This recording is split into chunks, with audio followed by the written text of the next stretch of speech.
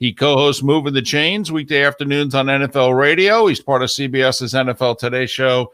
He is Pat Kirwan, who joins us courtesy of Pinchers from Tampa to Key West and many points in between. Pinchers, because you can't fake fresh. Top of the morning to you, my friend. How are you? I'm doing fine, David. Now we're up to a great weekend of football. Exciting games, good teams and matchups, and what could be better, actually? Last week was great. This one, not as many games, but they should be pretty interesting. No doubt there, Pat. I do want to just quickly, before we get to the games, I've pointed it out that you are the MVP of Hertz Arena. It was made known to me on Wednesday, and this is the key about this for Pat. This is what I want to explain to people. Not is he just the key, he's the MVP there. I don't know if any of them have a clue what Pat does for a living. They know Pat as the Everblades fan. That's it. Yep. No one really knows what I do, so I leave it that way, and it works out fine. But I do have a significant number of friends over there. My goodness. Hey, before we get to the games, Urban Meyer and Robert Saleh. Obviously, two completely different hires, Jags and Jets. Let's start with Urban. Your thoughts? Well, I think he'll be fine. I mean, you're walking into a terrific situation. The division is not exactly a Kansas City Chiefs team in it, number one. Number two, everyone knows why it's a great job. They got tons of cap space. The owner is, I always start at the top. The owner is a good guy to work for. He's tried like crazy to be loyal, and he's been loyal maybe to a fault. So you got an owner that passes my test. You've got cap space, you got cash, and you got the first pick, and you got a year with a tremendous quarterback. And there's no debate about who he's taking. He's taking a Clemson quarterback. So all he has to do now is make sure he gets the right people around him. If he's going to hire Linehan, that's good for him on the offensive coordinator side. Most of these guys that come from college, they don't really get two things. One, the protections. They're a lot different than college. And two, they got to be reminded constantly that they're talking to 25 to 30-year-olds. And Bill Cowher said this to me once. He goes, these guys all know how to coach football. It's that they have to stop thinking they're talking to 18-year-olds. And if they do that, they'll communicate right away and they'll be fine. But often, they slip back into the mindset of treating them like kids, and they can't do that. And I think Urban will do that. But so it's fine. It's a good hire, and he needs a GM who will work for him, obviously, that understands all the world that he doesn't really understand. And they think they understand, but they don't understand negotiations. They don't understand the cap really, and they don't understand, having to release players for financial reasons. I don't think Urban's ever had to do anything like that. All right. Pat, you've beat me about the head of chest for this, and both of us for years on first-time coaches. Saleh's a guy that everybody was excited about. He interviewed everywhere. And when he got the job with the Jets, because I still have a soft spot being a Michigan native for the Lions, I kind of went, well, I think Pat thinks this is a good thing that he didn't go to Detroit.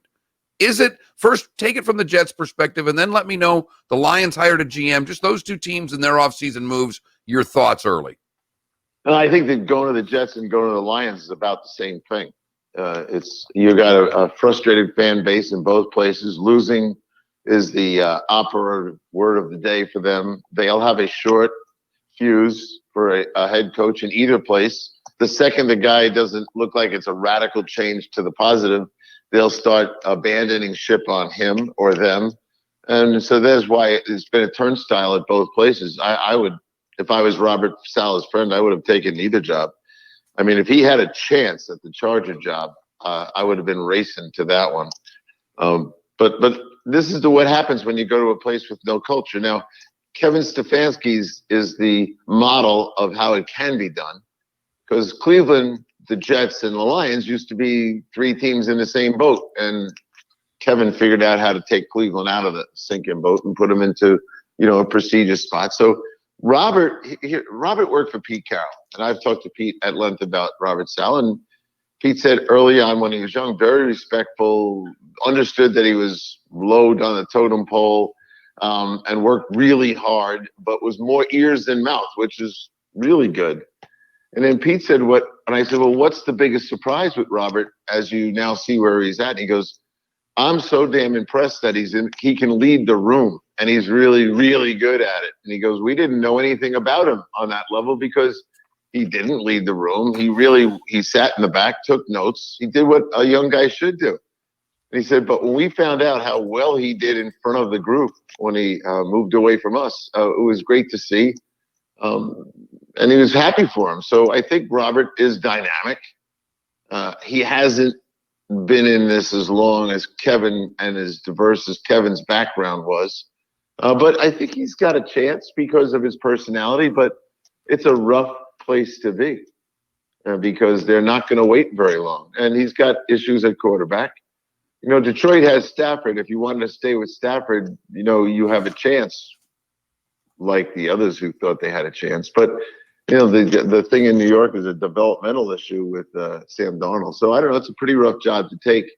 For him to take it this early, he had to have some understanding that he wasn't really a finalist in the other places, because I thought the Jets might be second to last or even last in hiring a coach as people turned them down. But here he goes. Good luck to him.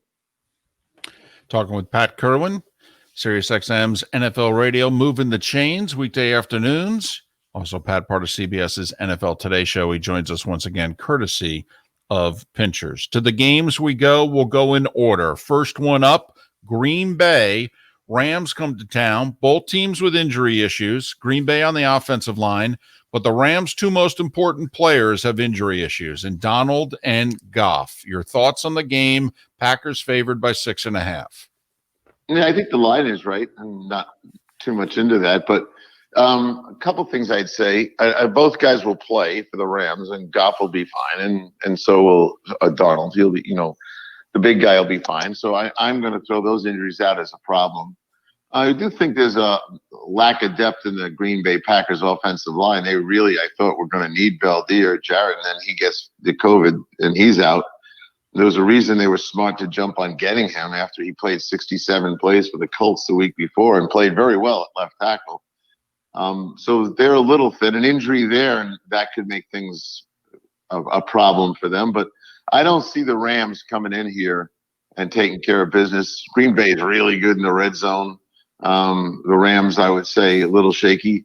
Everyone thinks that Jalen's going to match up with Devontae. That's not going to happen. It's going to be a little bit. He'll be on him a lot, but they're going to put him on the other side a bunch, that being Adams, and I don't think he's going to travel with them that much. Now, late in the game, if the Packers need to come from behind, maybe they would match up, but I don't think they're going to do that. But it's still an interesting matchup. What is this game? This game is the number one pass defense against the number one passer. I'll bet on the passer over the pass defense, especially when his name is Rodgers. He's, to me, an interesting guy. Now, we all know the stat at halftime. This will be the biggest challenge to McVay's 37-0 record when winning at halftime. I don't know if I'd want to put that record on the line if the Packers have to go out of the locker room for the third quarter and they're losing. They won't give a damn about 37-0, and Rodgers will do whatever it takes. To me, Rodgers is the most productive deep shot thrower in the league.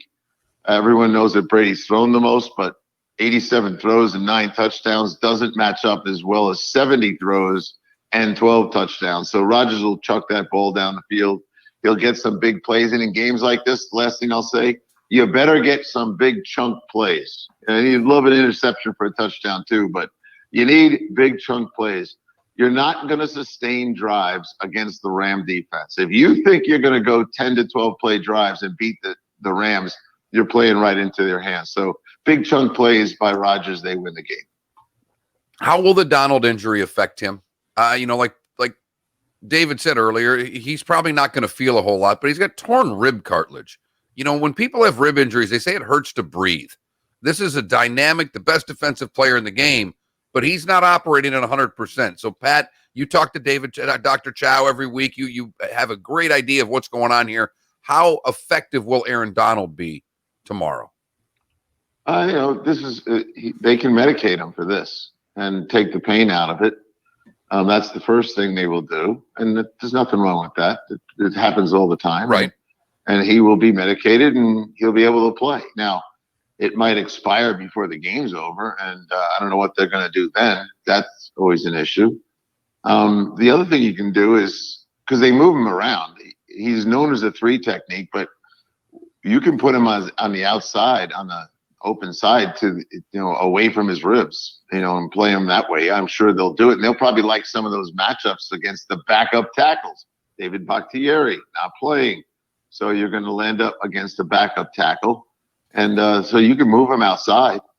And I think you will see him outside some against backup tackles and away from his rib injury. But he'll be medicated, and you won't even know the difference. He'll be playing hard. Ravens, Bills tomorrow night in Buffalo. Could be some snow. Don't know if it's going to be a huge factor. This is the smallest, closest game on the board, if you will, from a betting standpoint. Bills are a 2.5 point favorite. Ravens have won 6 in a row. This game is really interesting to me because this is the future quarterbacks, the guys that are rushed into stardom already. Both of them can run. It was fun looking at how much they've done. I think their red zone number tells the tale of how great they are. Between the two of these guys, 88 touchdown passes, 0 interceptions. So they know what to do when they're down there. The rushing attack is ridiculous, and both guys will be involved. In any other game, Josh's 18 runs this year of over 10 yards and 41 first downs with his feet would be the factor that the other team didn't have, except he's against Lamar, who has 37 runs over 10 yards and 61 first downs with his feet. Brad Childress, I've said it on the show before. Brad said it many, many times to me. I have enough data to tell you that any quarterback that moves the chains 3 times a game with his feet will win the game. And these guys both do it. So which quarterback has the biggest day when it comes to moving it? We know that Lamar decided, 5 or 6 weeks ago, I'm going to run my team right into the playoffs. And the Baltimore rushing attack in the last 6 weeks, which I know you guys have all talked about, 262 rushing yards per game for 6 weeks. They're on some kind of world record pace there. Will it come down to a field goal? Well, if it does, you bet on Baltimore, right? They've missed 3 field goals and 1 extra point, but Tyler Bass, he's missed 6 field goals. I would not bet against Justin Tucker in a game like this. All that being said, I will take the Buffalo Bills at home. I think they got a little magic going on here. I'm nervous by this pick because Judon is back. Marcus Peters is back. I probably regret taking them, but I'm taking all 4 home teams. I'll tell you that right now. And if you look at this round, I heard a guy yesterday go, "Wow, the divisional round, that's where the upsets are." Not really, folks. In the last 3 years, the home team has won 10 and lost 2. If you look at it since 2011, the home teams are 28-8. So I don't know about this world of big upsets. We had one with Tennessee last year. The year before, all 4 at home won. The year before that, 3 out of 4 won. So I think I'm safe taking the home team in this one. I play golf with 2 guys from Buffalo. One of them is very close to the Pagulas. He said the city's insane and ready for this, and we'll find out. But I don't know. Lamar said having a snowball fight counted as his experience in the snow. I think he's a little short on that one. All right, let's move to day 2, Pat, on the Sunday games. The first one is the Browns and the Chiefs. David and I both picked the Chiefs. David thinks the Chiefs big. He said it on Monday when the spread was 8. It's gone up to 10. I did explain to David that November 1st was the last time the Chiefs have won a game by more than 8 points. They have played a lot of tight ball games. Cleveland can run. I love the 10. I think the Chiefs win, but there's not a lot of blowouts right now by Kansas City. Have they been just lying in the weeds and we're going to see the Chiefs' high-powered offense come out, or can Cleveland run the ball on Kansas City Sunday afternoon? They can run the ball on them, but this is, as I know this has been discussed 1,000 times. I'll try to explain it. Read off the bye. We all know the numbers 25-5, but really, why? And that's what people don't. They just tell you the number and they move on. Why? Because one of the biggest reasons, Andy is a scripted play caller.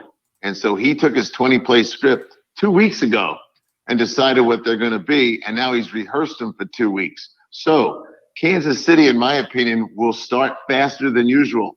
Those guys aren't always the fastest starting team, and I think they'll start fast against this defense. And so that's why I think Andy has been pounding into his guys. You want to keep this close. You want to find yourself shocked. You want to lose and be walking home.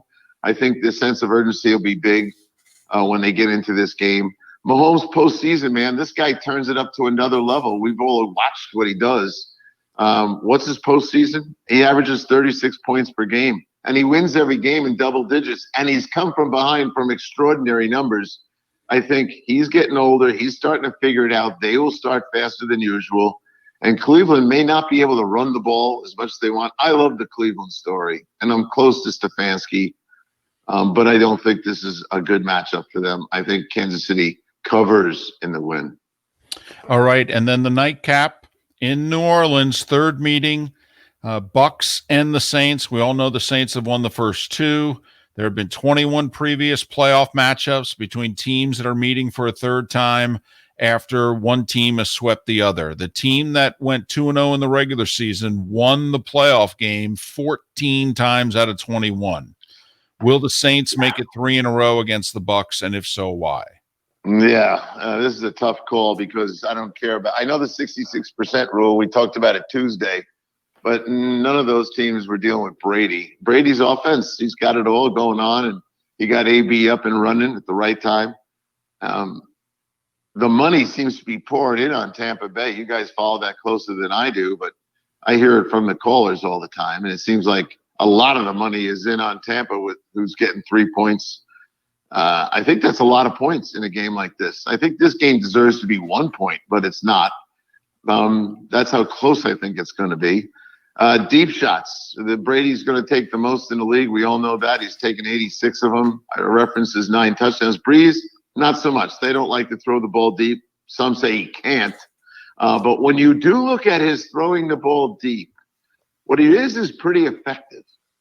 And that's where I think in a game like this, he might take a couple of deep shots if they want to play 5 and 6 under, crowd the underneath stuff, and try to dare him to do it. When he does it, it's pretty interesting. It only took 21 shots all year, 21 to 86. But he's thrown 5 touchdowns on those 21 shots. I say he takes 1 or 2 early in the game and sets the tone a little different than the way people think. Breeze, and this is the part about him that's intriguing to me, Breeze getting sacked. Forget it, folks. His whole career, it's 1 every 26 pass plays. He will get rid of the ball. He's got to worry about, the inside push from Sue. This is a game where Sue could be a major problem because we all know the launch point for both of these quarterbacks. But Breeze, short guy, launch point's always on the same spot, and big guy pushing the pocket inside. That'll be a problem. But I don't know. Does anyone think they got an answer for Kamara? Interesting, Tampa Bay. Kamara's never rushed for 100 yards against Tampa Bay in 8 games. But he knows where the end zone is. He's got 9 touchdowns. He was a big factor last week. He'll be a big factor this week. I'll take the Saints at home. That wraps it up for me. 4 home teams. What the hell? I sat with you for 3 hours, and every time I mentioned the Saints, but then no one's beat Brady 3 times, and now you're taking the Saints? Where the hell is this coming from, Pat? I thought you'd like to make a bet, which you never did. I would have taken it. Boy, look at You know that. what? I'll take the bet. I'll take it straight up. I'll take Tampa first beer the next Wednesday game. Very good. Very good. As long as you promise me you're not going to yell at the general manager of the team. How's he doing? Come on. I was actually trying to be nice. He just couldn't hear me. I know. It's so funny in life. And head coaches do exactly what the Everblades GM did. Mark tries to say hello, and what does he do? He pulls down his mask to say hello. He couldn't hear him, so he pulled his mask down and going, coaches do this all the time. You can hear it with your mask on. Please. Well, he couldn't hear me, so I thought maybe he could read the lips. Just saying hello. That's all. I wasn't yelling at him. I know. And Anyway, it is a $2 bet, everybody. We know that. Pat doesn't like to gamble a whole lot. We're going deep on this one. $2. Yeah, well, I get them for free, so no problem there. He is the mayor of Hertz Arena. He's Pat Kirwan. We borrow him twice a week to talk NFL. He'll be doing it this afternoon, moving the chains on NFL radio, and he'll be part of CBS's NFL Today show on Sunday as they've got the Browns and the Chiefs. Pat, safe travels. All the best. We'll do it again next week. See you next Tuesday, fellas. Good luck. Enjoy the games. Mark, I'll text you right after the victory. Sounds good. See you, Pat. Pat Kirwan.